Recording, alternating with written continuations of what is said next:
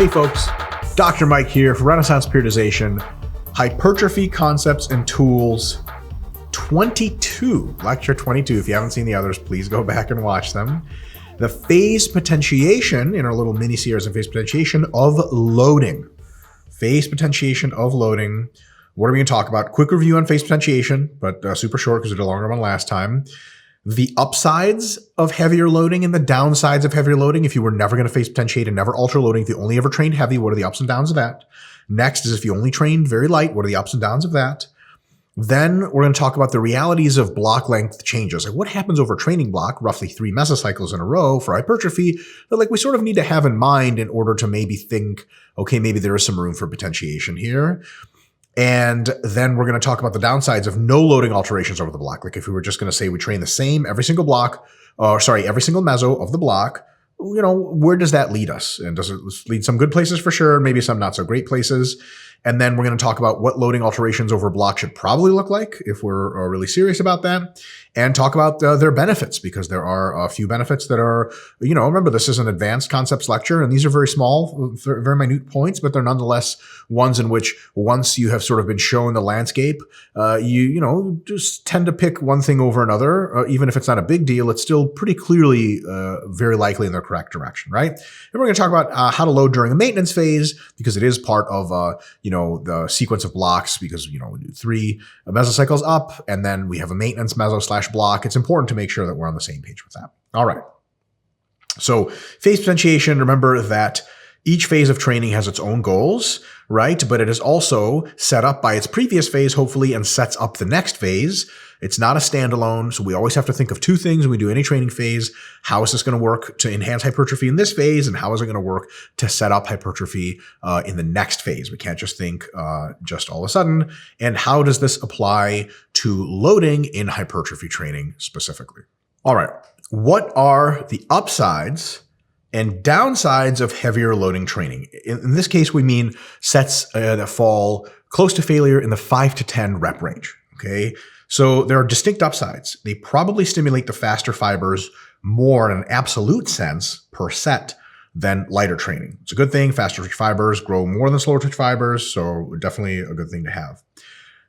They're likely indispensable for optimal hypertrophy. If you told a coach high-level bodybuilding and said, listen, I want to get the most muscle I possibly can, they would be remiss to negate the 5 to 10 rep range altogether. They would probably say, look, some of your training should be heavy. Not all, but at least some.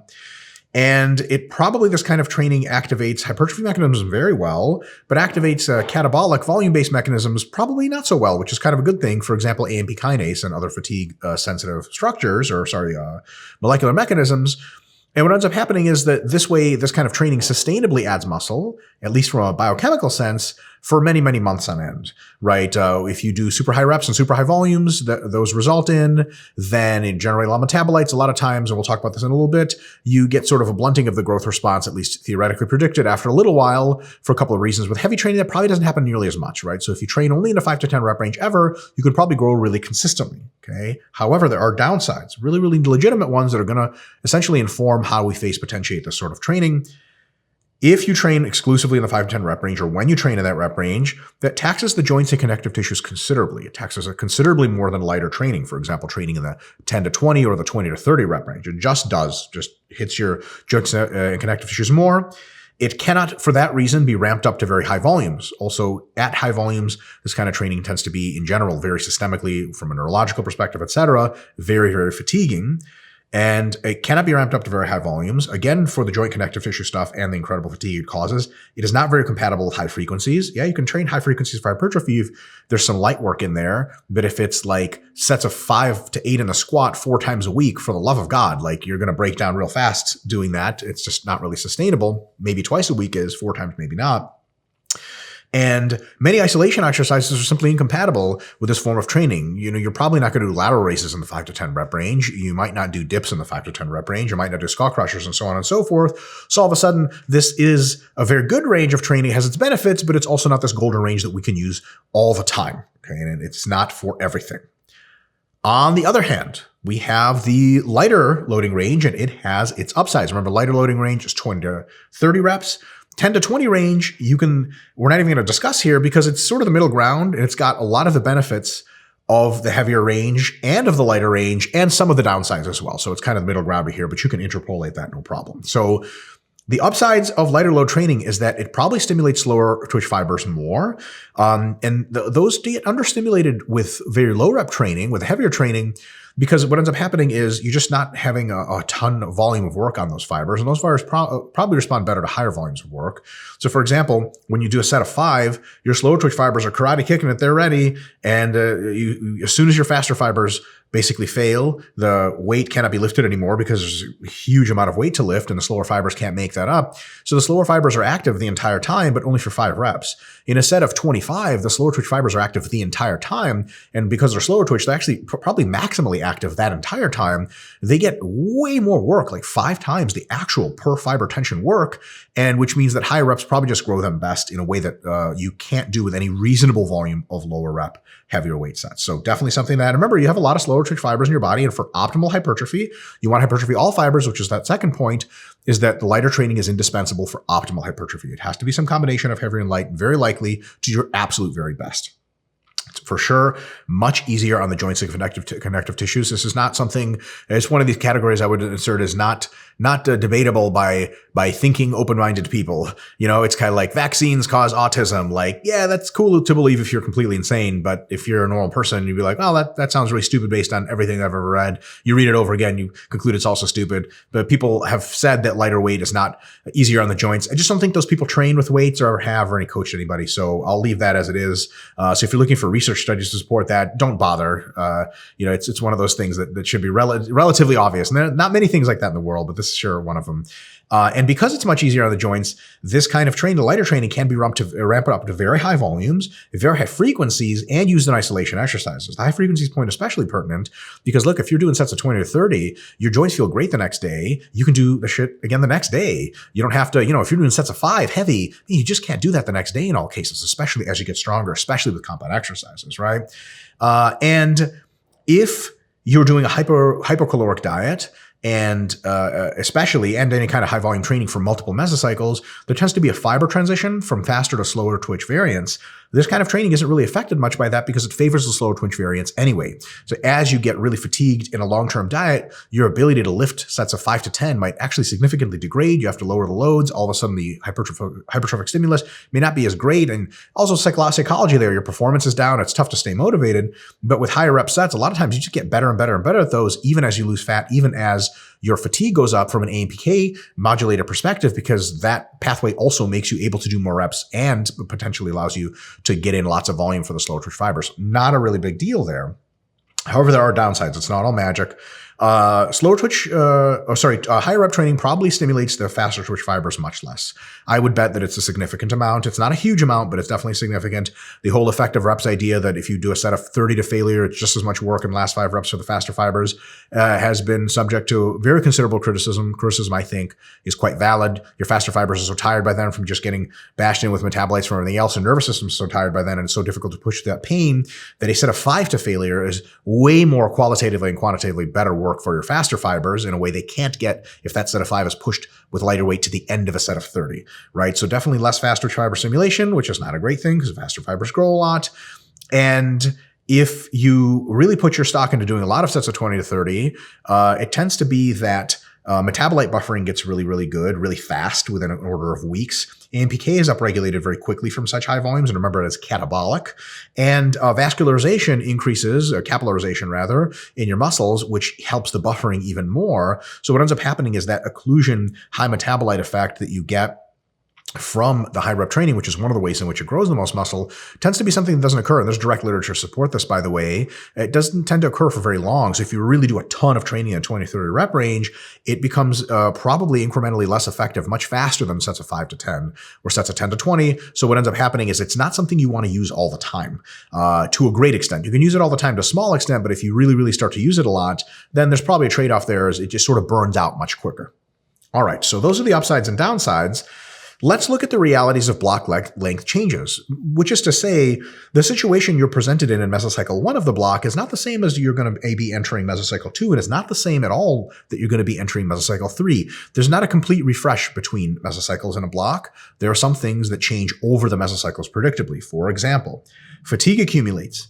Now, a lot of fatigue can get rid of with deloads, but joint and connective tissue fatigue you often can't. So that requires a maintenance phase and or an active rest phase. And if you go meso 1, meso 2, meso 3, by meso 3, your joints and connective tissues are just not feeling the same way. You may not, preview, hint, hint, be up for increasing incrementally in volume sets of 5 to 10 as much as you maybe would have loved to do in mesocycle 1, right? Next one, volume needs climb. Your MEV goes up every single mesocycle. Your volume needs go up, but at the same time, your fatigue is accumulating and your joints and connective tissues can't do as much work at heavier loads. Seems like a conundrum there that we could potentially solve with some modulation, right? Higher frequencies are often used as we go from block meso to meso to meso to boost volume further. Great news again, but we're in a situation where we need higher frequencies, which tax joint and connective tissues more. And we're simultaneously bringing in, to begin meso 3, for example, higher joints and connective tissue stress from earlier mesos. It's a double whammy. Really, as you can tell, plays against doing more and more and more sets of 5 to 10 as the block goes on, because that's what are we doing? We're basically funneling into a doubly bad situation for that rep range. And a lot of times the exercises that are best used to boost volume and added in for higher frequency and thus volume as the mesos progress tend to be more isolation in nature because they don't contribute as much systemic fatigue, and that can often be maxed out. And, essentially your MRV, your systemic MRV is pretty close to being maxed out, and you can't just add tons more compounds, right? Like you might add a leg extension or a lunge in mesocycle 3, but you're probably not going to add another session of high bar heavy squats at sets of 5 to 10, right? So you can kind of see where this is going. So those are the realities. And that's just the hand we're dealt, right? So how do we respond best to that? Well, we could have no response at all and just say, we're going to train with the same load ratios the entire 3 mesocycles, for example, of a training block. So meso 1, meso 2, meso 3, let's say we just do 25% of our volume in the 5 to 10 range, 50% in the 10 to 20, 25% in the 20 to 30. We have a couple problems, a couple downsides that end up biting us there. So we have to add volume and frequency to some extent to keep the hypertrophic response close to optimal. And if we're not willing to add in some ranges more than others, we have to add a lot of it in the heavy range, okay? Even in meso 3.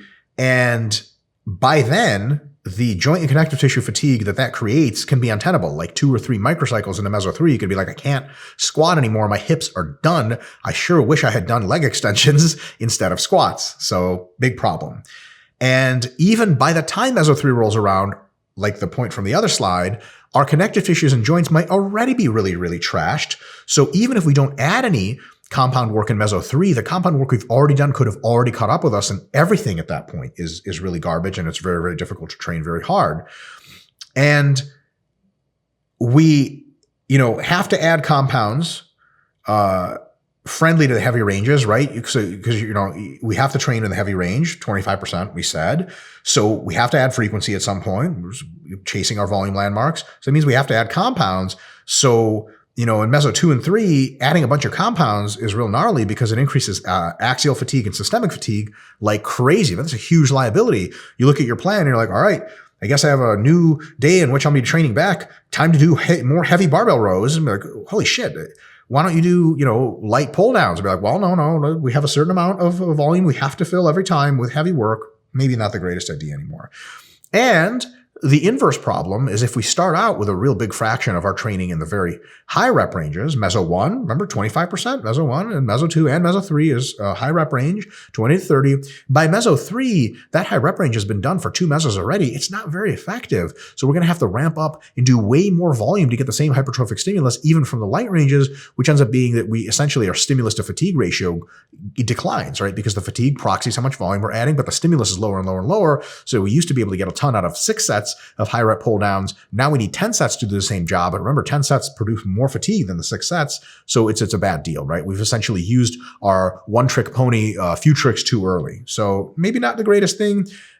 You can totally have no loading alterations over the block. And especially if you're a beginner, a lot of beginners get a relatively full reset between mesocycles. Like that deload takes care of almost everything. They can approach every mesocycle as if it's a new block. For intermediate folks and especially advanced folks, this is not the case, and they would be best benefited paying attention to some of these things, right? So how do we go about proposing to fix these things and actually look at load alterations over the course of a training block, meso to meso to meso? So hypothetically, what we could do is do a bit more heavy work in the first meso and more light work in the last meso, and the middle meso will be something intermediate, okay? So here's the deal. People will see that and automatically think, including myself, so you're saying we do a lot of heavy work in the first meso, and then we do less heavy work and then less heavy work, so there's very little heavy work in the last meso. So for example, if we do 10 sets of heavy squats in the first meso, we're going to do 8 sets of squats in the second, 6 sets of squats in the third. Not exactly. What you do is you actually do the same absolute amount of heavy work in meso 1, meso 2, and meso 3. But remember, our volume requirements total rise from meso 1 to meso 2 from meso 3. So in meso 1, we do this much heavy work. In meso 2, this much heavy work. In meso 3, this much heavy work. What about moderate work? In meso 1, we do, some. In meso 2, we do more. And in meso 3, we do the same. So there's been one bump in moderate. And then what about light work? In meso 1, we do very little. In meso 2, we do more. And in meso 3, we do the most. So the average volume, total volume, goes up the entire time. The volume is simply funneled more and more from the lighter ranges as you go. So in the first range, we have lots of heavy work, a decent amount of moderate work and very little light work. In the second meso, still have the same amount of heavy work. Nothing's changed, but more work, way more, is starting to come from moderate and a little bit more from light. And then the last meso, we can really turn on the fire for our light work. Our moderate work is already pretty much maxed out. Heavy work doesn't change. Moderate work doesn't change. Light work really goes up, and all of a sudden it's our highest volume meso, but that volume is exclusively in the last meso come from light work. So that makes really, really good sense. So the relative amount of heavy work goes down the entire time, only because the total work goes up from the moderate and eventually the light ranges. And that way, all the exercises that are heavy, they stay heavy, which is a very good thing. So squats, you're never going to do squats in the 5 to 10, squats in the 10 to 20, squats in the 20 to 30, which is stupid, right? It's a violation. You would do squats in the 5 to 10, squats in the 5 to 10, squats in the 5 to 10. You get great progress, and you can push momentum on heavy weights and stimulate faster fibers, no problem. But in meso 2, when you add an exercise, you might add in leg presses for sets of 10 to 20. And then in meso 3, when you add another exercise, you might end up adding walking lunges for sets of 20 to 30. So the volume goes up and the exercises are specific to the rep range, which is really, really good. So again, training does not get lighter over the block. It doesn't. You're not getting weaker over the block, taking out heavy work and replacing it with light. You layer in a base of heavy work, then you layer in more moderate work, and then the top is you layer a little bit more light work. So it's like building a layer cake, but as you go meso to meso to meso, the cake gets bigger. That doesn't mean the bottom parts of the cake get any smaller. Just relative to the rest of the cake, they're smaller towards the end. So what are the benefits of this sort of load alteration over the training block? So first of all, you can progress on loading heavy exercises from a neurological perspective, technical perspective, and get the most out of. Remember, getting the most for quad growth out of heavy squats, there's a lot of technique involved. There's a lot of mind-muscle connection. There's a lot of stability involved. Finding your perfect SFRs, finding your stances, it's not something you just want to do for one mesocycle and then let go of, especially if it's heavy. So it's good because you get to do this heavy work for 3 entire mesocycles, which is great. You get to get way stronger on it and really milk it out for everything it's worth, as opposed to putting it in one meso and then taking it out. Now, heavy loading doesn't go up in sets over the meso. You might do like an average of 8 sets of heavy work, per muscle group per meso in meso 1, 8 sets in meso 2, 8 sets in meso 3. It's just the other work adds to the sets. And because of that, joint and connective tissue fatigue doesn't rise as rapidly. Imagine you go from 8 to 10 to 12. Holy crap, by the end, you would be, just completely mangled. But in this case, because heavy work doesn't rise in a fraction of volume, it's not really as big of a deal as it could be. Now, of course, you still accumulate considerable amount of joint connective tissue fatigue, but it's really incomparable to if you increase just the heavy zone the entire time, right? So this way you can productively finish the block with hard training instead of workarounds, which is really bad. Workarounds are basically like, well, I did way too much heavy squatting. Now my hips are shot. Now I need to just do leg extensions because I can't even do leg presses anymore. Bad way to finish the block. Doesn't promote optimal hypertrophy. All the volume additions that you make in a mesocycle for this reason that, in the block, during the meso, of course, you add volume in all the ranges, or the ones you find are to be highest SFR, but block to block to block, your volume additions are moderate and light, right? Which allows for you to add more volume because you can do more volume in these ranges. It allows you to add more frequency. So the frequency expansion is awesome because it's moderate light training. You can pepper in higher frequencies. And these new exercise introductions don't cause a huge, almost like exponential rise in systemic and joint connective tissue fatigue as if you added the heavy ranges exclusively, right? The one does not simply go from 5 sets of heavy squats to 15 sets of heavy squats over the course of a block and survive. But you can do 5 sets of heavy squats in the first mesocycle, and then in the second mesocycle, do 5 sets of heavy squats and 5 sets of moderate leg presses, no problem. And then the last mesocycle, you can just barely survive 5 sets of heavy squats, 5 sets of moderate leg presses, and 5 sets of high rep lunges for the lightest work. And yeah, that's really tough. That last one's not sustainable, but luckily it's the end of the meso. Because if you tried 5, 10, 15 heavy squats, by the second meso, you would be toast. Right? Just not a sustainable thing. Another good piece of news, you don't really blast the light work until the end, so you don't have to worry about it extinguishing itself right when it drops off in effect. You're actually done, which is really, really good. And bonus round, as your fibers, especially in a fat loss phase, convert, and they do this a little bit anyway in any phase, convert from faster twitch to slower twitch, it's awesome because you're exploiting the kind of modalities that train the slower twitch incrementally more as fibers convert more, which is sweet. It would be really shitty if it was the other way around.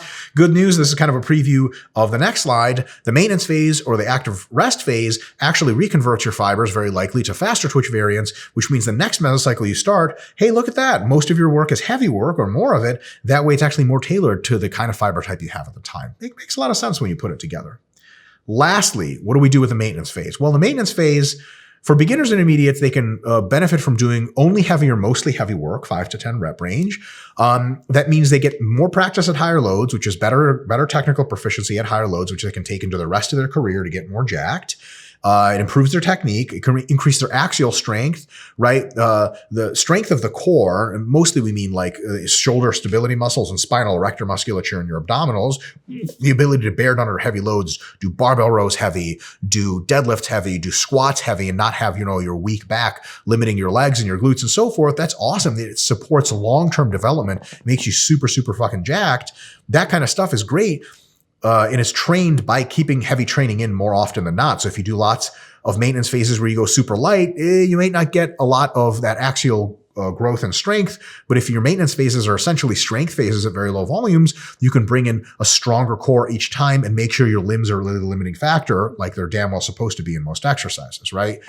On the other hand, more advanced lifters might be very, very beat up from a joint connective tissue perspective because of 2 things. 1, they've had a whole career beat themselves to shit and that stuff accumulates. And 2, they're usually very strong and pushing very close to a genetic limit. So they're just going to take a bigger beating. Like if you say, oh man, my squats really annihilated me this last block. It did 135 pounds for sets of 10 towards the end. Someone advanced could roll their eyes and be like, Yahoo, your knees don't even feel that. But if, you're squatting 405 for sets of 10 towards the end of a block, holy crap. Like that's going to take a toll qualitatively different. It is not a toll that can be relatively scaled to lighter weights. So more advanced lifters might be so beat up that they might actually just choose to maintain at moderate loads or light loads. And because they choose to maintain at moderate loads or light loads, sometimes they can actually just turn this maintenance phase into just an active rest phase and run fewer maintenance phases, more active rest phases, because the active rests are not as long. You don't require a strength boost by then. Your core musculature is very strong, and you have to back away so much from training anyway, you might as well make it an active rest. That is a whole lot of information, folks. Give this some thought. Especially, hopefully these slides are numbered for you, and if they're not, it's the slide with the colors on it and the block, the Meso 1, 2, 3 loading slide. That's one to really take a look at some more, give it some thought to make sure you're designing your programs appropriately. Folks, I will see you next time for lecture number 23 about frequency alteration over the training.